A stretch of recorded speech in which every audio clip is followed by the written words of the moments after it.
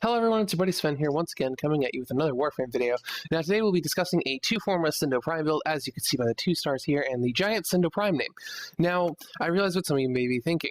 Sven, you just recently did a Scindo Prime build. Why are you doing another one? Well, I voluntarily toned down the build that I did the last time around, and I wanted to make a better Scindo Prime build. As you can see, it's only one form of difference, but it makes all the difference in the world because of the mods we use.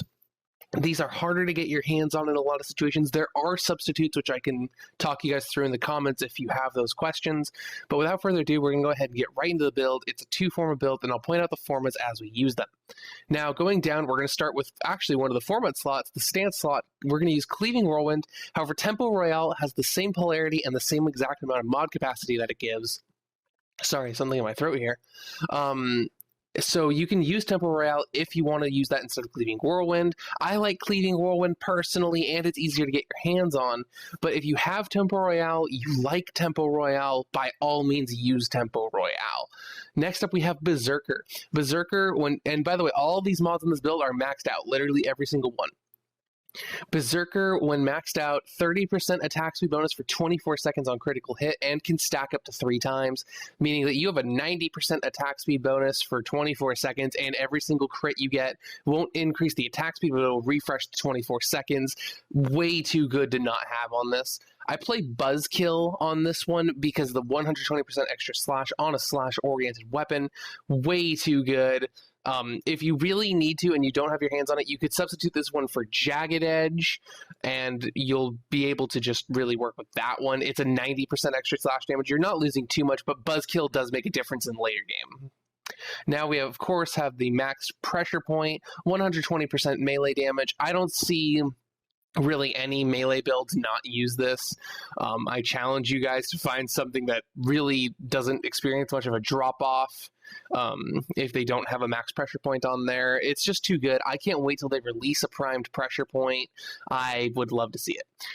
This is the by default polarity, like the by default polarity that it comes with is this 1v polarity, which we use to use Organ Shatter. Organ Shatter is an extra 90% crit damage, really strong because the Scindo Prime can crit very steadily. So at least for a melee weapon. So being able to deliver the extra crit damage when you have Berserker ticking as well, way too good to pass up on. Now we're going to go down to the left, Spoiled Strike. 100% damage minus 20% attack speed.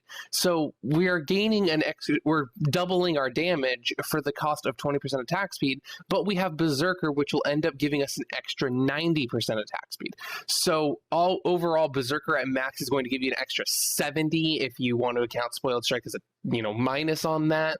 But overall, I think it's a really good payout for an extra 100% damage. True Steel, extra 60% crit chance. If we're going on a crit reliant build, True Steel's too good to not use. Fever Strike for the extra 90% poison damage, and Shocking Touch, which we use the line polarity in that bottom right there to accommodate. That's where our second forma comes in, the extra 90% electricity to make it corrosive. Corrosive works really well against Grineer and the just Orkin in general, so this is a really good void fighting weapon. I wanted to just make this thing corrosive. You're welcome to make it any touch of elements, but you may have to format it differently.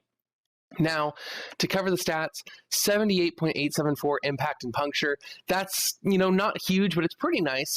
It clocks in at nearly 1400 slash, though. This is 1388 on slash, over 1400 on corrosive.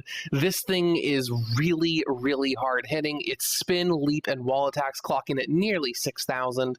The attack speed is relatively minimal to start, but then Berserker will come in and really fix that for you. I'll show you the difference there in a little bit.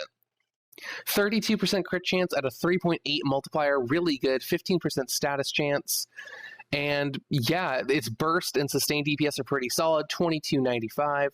However, if you were to go up to the 3 Berserker ticks, you're swinging at 1.355, and delivering something this painful and this effective at that speed is really, really strong. Anywho, that's going to conclude my Warframe builder video.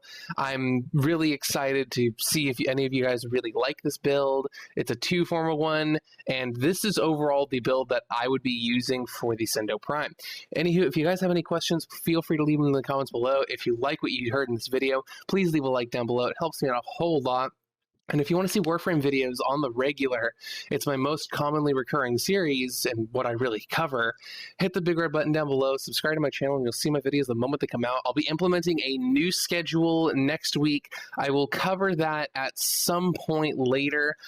I will also be releasing it on Twitter, so if you guys want to give me a follow on Twitter, there's a link in the description below, and you'll probably see that before anyone else does.